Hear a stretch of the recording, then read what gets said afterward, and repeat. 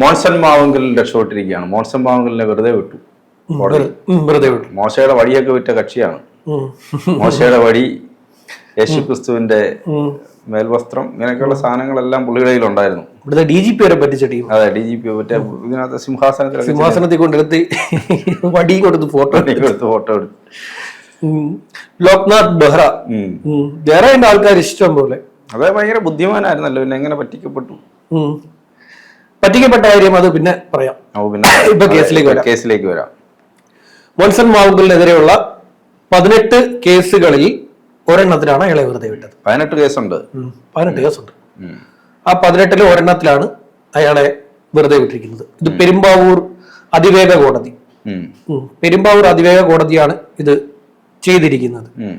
അപ്പൊ കോടതി ഇതില് പീഡിപ്പിച്ചു എന്നല്ല, പ്രായപൂർത്തിയാകാത്ത പെൺകുട്ടിയെ പീഡിപ്പിക്കുന്നതിന് കൂട്ടുനിന്നു.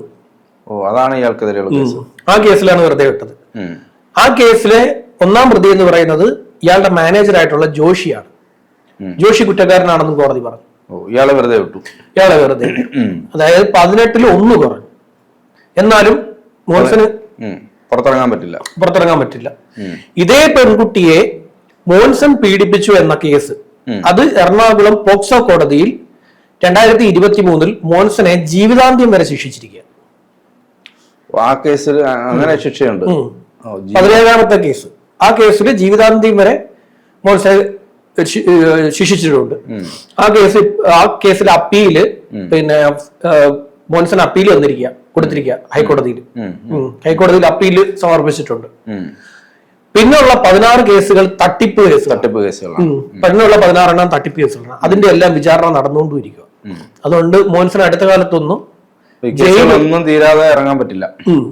ഈ പെൺകുട്ടി എന്ന് പറയുന്നത് ഈ മോൻസന്റെ വീട്ടിലെ ജീവനക്കാരിയുടെ മകളാണ്. ഈ പെൺകുട്ടിക്ക് ഉന്നത വിദ്യാഭ്യാസം നൽകാം എന്ന് പറഞ്ഞുകൊണ്ട് പ്രായപൂർത്തിയാകാത്ത ഈ പെൺകുട്ടിയെ 2019-ൽ വീട്ടിലെത്തിച്ച് നിരന്തരം പീഡിപ്പിച്ചു.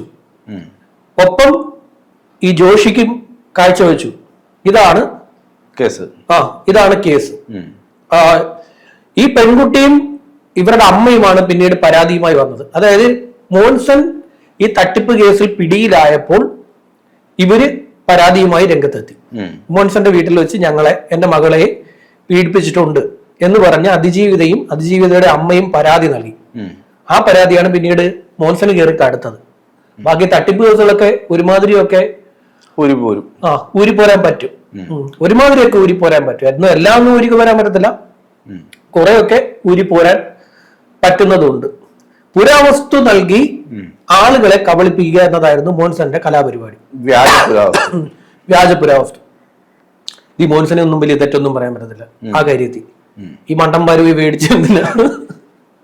മോശയുടെ വടിയുണ്ടെന്നൊക്കെ പറഞ്ഞാൽ അതൊക്കെ വിശ്വസിക്കുന്നുണ്ടല്ലോ ആളുകൾ വിശ്വസിക്കുന്നുണ്ട്. ആകപ്പാട് ഒരു വടി അതൊക്കെ എങ്ങനെ ഇവിടെ വരും?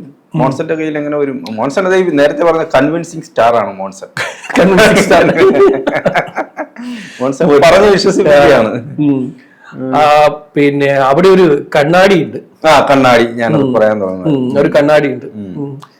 ഇതെല്ലാം ഭയങ്കര ചരിത്ര പ്രസിദ്ധമായ സാധനങ്ങളാണ് അവിടെ പറഞ്ഞിരുന്നത്.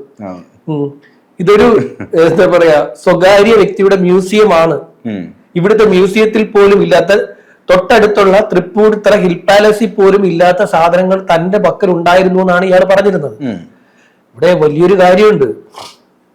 ഇവിടെ ഒരുപാട് മാധ്യമ പ്രവർത്തകർ അയാളുടെ കയ്യിലായിരുന്നു. ഇവിടുത്തെ പോലീസ് ഉദ്യോഗസ്ഥർ അയാളുടെ കയ്യിലായിരുന്നു. പിന്നെ ഇവിടുത്തെ രാഷ്ട്രീയക്കാർ അയാളുടെ കയ്യിലായിരുന്നു. ഇവരെല്ലാവരും മോൻസന്റെ പിന്നെ ഇത് പറ്റിയിട്ടുണ്ട്, പൈസ പറ്റിയിട്ടുണ്ട്. എന്തിനേറെ എറണാകുളം പ്രസ് ക്ലബിന് പൈസ കൊടുത്തിട്ടുണ്ട് മോൻസൺ പരിപാടി അവതരിപ്പിക്കാൻ. അവിടുത്തെ പല കലാപരിപാടിക്ക് വേണ്ടിയിട്ട്. മനസ്സിലായ? അപ്പൊ പിന്നെ ആരും അദ്ദേഹത്തിന്റെ ഇത്തരം പ്രവൃത്തികൾ അന്വേഷിച്ചു പോകത്തില്ല. ആരും അന്വേഷിച്ചു പോകത്തില്ല.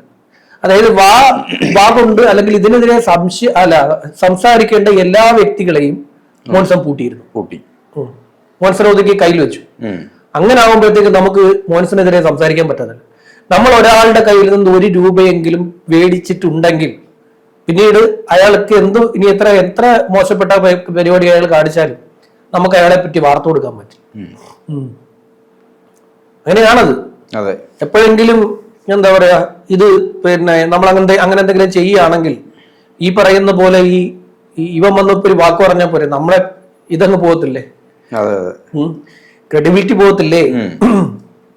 ഒരുപാട് മാധ്യമ പ്രവർത്തകരെ ഇയാൾ കലാകാരന്മാരെ പറ്റിച്ചിട്ടുണ്ട്. ഒരു വലിയ മലയാളത്തിലെ വലിയ ഗായകൻ ഒരു ചാനലിലെ ഷോയിൽ എന്ന് പറഞ്ഞ കേട്ടിട്ടില്ല. ആ വീഡിയോ ആ സമയത്ത് വൈറലായ വീഡിയോ ആണ്. ഒരു മോതിരത്തെ കുറിച്ച്.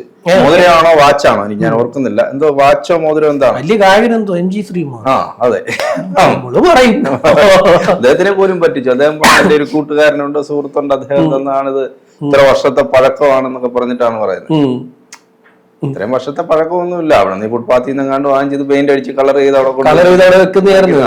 ഇത് മോൻസൺ ഒരാളെ കൊണ്ട് പണിയിച്ചതായത് മുഴുവൻ പണിയിച്ചെടുത്ത് ഇതിന് കാലപ്പഴക്കം വരാൻ വേണ്ടി കെമിക്കൽ ഉപയോഗിക്കും. ഇത് കണ്ട മണ്ടന്മാരെല്ലാം ഇത് ശരിയാണെന്ന് വിശ്വസിച്ചു. എന്നിട്ട് കുറെ അവന്മാര് കാശ് കൊടുത്തത് വാങ്ങിക്കൊണ്ട് പോയി. കുറെ അവന്മാര് കാശ് കൊടുത്തിട്ട് കാണാൻ പോയി. വേറെ കുറെ മണ്ടന്മാർ അവിടെ പോയി അതിനകത്ത് കയറി ഇരുന്ന് സെൽഫി എടുത്തു. എന്നിട്ട് അതെടുത്ത് അവന്മാര് സോഷ്യൽ മീഡിയയിൽ ഇട്ടു. ഇദ്ദേഹം ഈ ചാനൽ ഷോയിലൊക്കെ വന്ന് പരിപാടിയൊക്കെ അവതരിപ്പിക്കുകയൊക്കെ ചെയ്യുന്നുണ്ടെങ്കിൽ ഇദ്ദേഹത്തിന്റെ പ്രഭാഷണങ്ങൾ ഉണ്ടായിരുന്നു. ഡോക്ടറേറ്റ് ഒക്കെ കിട്ടിയെന്ന് തോന്നുന്നു. ഡോക്ടർ മോൻസൺ മാവുങ്കൽ എന്ന് പറഞ്ഞ ആള് ഉണ്ടാക്കിയതാ. ഇത്രയും ഉണ്ടാക്കാമെങ്കിൽ പിന്നെ ഡോക്ടർ അവനെ ഉണ്ടാക്കിയാതെ അവൻ പോകുന്ന പോക്കിന് എറണാകുളം ജില്ലാ കളക്ടറാന്ന് പറയും. അതിന് വേണമെങ്കിൽ അവൻ പിന്നെ സർട്ടിഫിക്കറ്റ് ഉണ്ടാക്കിക്കളയും. പുള്ളി ആളുകളെ മോട്ടിവേറ്റ് ചെയ്യുന്ന ആളായിരുന്നു. മോട്ടിവേറ്റ് ചെയ്തിട്ട് ക്ലാസ് ഒക്കെ എടുക്കുകയും പ്രഭാഷണങ്ങൾ നടത്തിയും. ഇവന്റെ മ്യൂസിയം സംബന്ധിച്ച് ഒരിക്കല് നമുക്ക് ഈ പോസിറ്റീവ് വാർത്തകളുണ്ടല്ലോ, പോസിറ്റീവ് വാർത്തകളൊക്കെ ചെയ്യുന്ന പരിപാടിയുണ്ട്. ഇവന്റെ മ്യൂസിയം സംബന്ധിച്ച് ഒരു വാർത്ത, പിന്നെ പോസിറ്റീവ് വാർത്ത ചെയ്യാൻ പറഞ്ഞു ഒരാളെന്റെ അടുത്ത്. ഞാൻ പറഞ്ഞു പറ്റില്ല എന്ന്. ഇവരെ വലിയുള്ള കഥ എനിക്ക് ഇവന്റെ കാര്യത്തിലുള്ള സംശയം അതിന് മുമ്പ് തന്നെ ഒരു പോലീസുകാരൻ പറഞ്ഞായിരുന്നു, ഇവന്റെ ഇങ്ങനൊരുത്തനുണ്ട്, അവന്റെ കാര്യത്തിലുള്ള സംശയം ഉണ്ടെന്ന് പറഞ്ഞു. പിന്നെ നമുക്ക് ഒരുമാതിരി മനസ്സിലാവത്തില്ല ഉടായ്പകള്. ഇത് സംബന്ധിച്ചുള്ള 2-3 വാർത്തകൾ ഞാൻ വേറെ കണ്ടു. ഇങ്ങനെ ഇതൊക്കെ ഇവിടെ ഇതൊക്കെ ഇയാൾക്ക് ഇത് എങ്ങനെ കിട്ടി എന്നൊരു സംശയം വന്നു. പിന്നെ ഇത് തട്ടിപ്പാണെന്ന് പറഞ്ഞൊരു വാർത്ത കൊടുത്താലോ. പിന്നെ ആലോചിച്ച് എന്തിനാ ഡിഫർമേഷൻ കേസ് എടുത്താലും ഔട്ട് പോകത്തില്ല. ഞാൻ അവിടെ പോയി എടുത്തോണ്ട് വന്ന് വലിയ കാര്യമായിട്ട് അപ്പിയാൻ കൊടുത്തു കഴിഞ്ഞാൽ ഇവന്മാരത് അപ്പിയത്തില്ല, കൊടുക്കത്തില്ല. കാര്യം ഇവരും അമ്മമാരുമായിട്ട് ബന്ധം കാണും. അവസാനം ഞാൻ ശത്രു പോകും.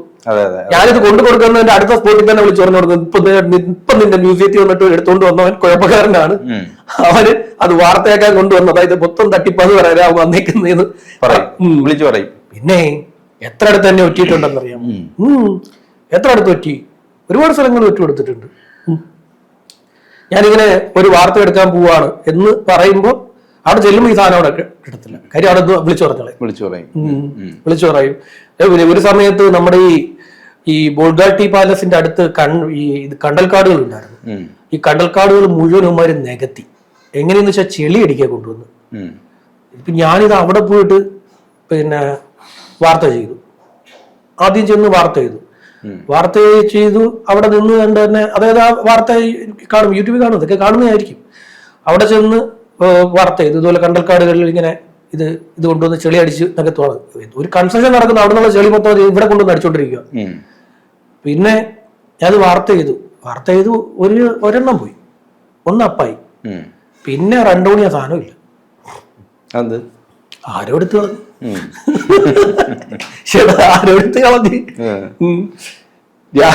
ഞാനിത് അന്വേഷിച്ചപ്പോഴത്തേക്ക് അത് പിന്നെ ഇത് ചെയ്യാൻ പറഞ്ഞെന്ന് പറഞ്ഞു, പിടിച്ചു നിർത്താൻ പറഞ്ഞെന്ന് പറഞ്ഞു. കുറച്ചുകൂടെ ക്ലാരിറ്റി വരാണ്ടത്. എന്ത് ക്ലാരിറ്റി? അങ്ങനെയൊക്കെ സംഭവിക്കും മാധ്യമ സ്ഥാപനങ്ങളിൽ, അത്തരം കാര്യങ്ങളൊക്കെ സംഭവിക്കും. അങ്ങനെ ഒരു ഇവരെയൊക്കെ ചെയ്തു വെച്ചിരിക്കുന്ന ചില വാർത്തകളെയൊക്കെ പിടിച്ചു നിർത്തിയിരിക്കുന്ന കുറെ പരിപാടികൾ ഉണ്ടായിരുന്നു. എനിക്ക് എല്ലാ സ്ഥാപനത്തിലും ഉണ്ട്, ഇത് എല്ലായിടത്തും ഉണ്ട്. ഈ പിന്നെ ഇത് പറയാൻ നിൽക്കുന്നവരെ ഇവരെല്ലാവരും കയറ്റി ഒറ്റപ്പെടുത്തുകയും ചെയ്യും. ഇത് എല്ലാ മേഖലയിലും ഉണ്ട്. ഒരു പോലീസ് സ്റ്റേഷനിൽ പിന്നെ ഒരു 5 പേര് പൈസ മേടിക്കുന്നവരും ഒരു 2 പേര് പൈസ മേടിക്കാത്തവരും ആണെങ്കിൽ ഈ 2 പേരാ ആ പോലീസ് സ്റ്റേഷനിൽ ഏറ്റവും മോശപ്പെട്ടവരെന്ന് പറയും. പുറത്ത് അങ്ങനെ കഥ ഒന്ന് പറഞ്ഞാക്കും. ഇവർ 2 പേരുമാണ് ആ സ്റ്റേഷനിൽ ഏറ്റവും വലിയ കുഴപ്പക്കാരെന്ന് പറഞ്ഞാൽ. ഇതെല്ലാ സ്ഥാപനങ്ങളിലും ഉണ്ടെന്ന്. കൃത്യമായി ജോലി ചെയ്യാൻ ശ്രമിക്കുകയാണെങ്കിൽ പിന്നെ അതിന്റെ ഭവിഷ്യത്ത്, നമ്മൾ എൻ്റെ ഗുരുക്കന്മാർ എന്നോട് പറഞ്ഞു തന്നിട്ടുണ്ട്, ഈ വാർത്തകളെ വൈകാരികമായിട്ട് എടുക്കരുത്. വാർത്തകളെ നീ വൈകാരികമായിട്ട് എടുക്കരുത് എന്ന് പറയും. നിനക്ക് കുറച്ച് ഇത് ഇത്തിരി കൂടുതലാണെന്ന് പറയും. നമ്മളൊരു പ്രൊഫഷണൽ അങ്ങനെ ആ പ്രൊഫഷണൽ സമീപനത്തോടുകൂടി കാണുക. അതാണ്. എന്തായാലും മോൻസൺ രക്ഷപ്പെട്ടു എന്ന് ആരും വിചാരിക്കേണ്ട. മോൻസൺ രക്ഷപ്പെടുന്നില്ല, രക്ഷപ്പെടാൻ പാടില്ല. മോൻസൺ പെട്ടപ്പം മോൻസൺ മാത്രമായി പെടരുതായിരുന്നു. ഇതിന്റെ ഈ തട്ടിപ്പിന് കൂട്ടുനിന്ന ഒരുപാട് പേരുണ്ട്. മോൻസന്റെ കാശ് മേടിച്ച ഒരുപാട് പേരുണ്ട്. കയ്യും കണക്കില്ലാത്ത ആളുകളുണ്ട്. അവരൊക്കെ ഇപ്പൊ സമൂഹത്തിൽ മാന്യന്മാരായിട്ട് നടക്കുന്നുണ്ട്. അതുകൊണ്ട് മോൻസനെ മാത്രമായി നമ്മൾ കുറ്റം പറയുന്നില്ല. മോൻസൺ അതിലെ ആ എല്ലാ സ്റ്റാഫുകളുടെയും കൂട്ടത്തിൽ ആ സ്റ്റാഫുകൾക്കെല്ലാം ഭക്ഷണം നൽകിയ ഒരു ചെറിയ കച്ചവടക്കാരൻ. അത്രയേ ഉള്ളൂ. ശരി.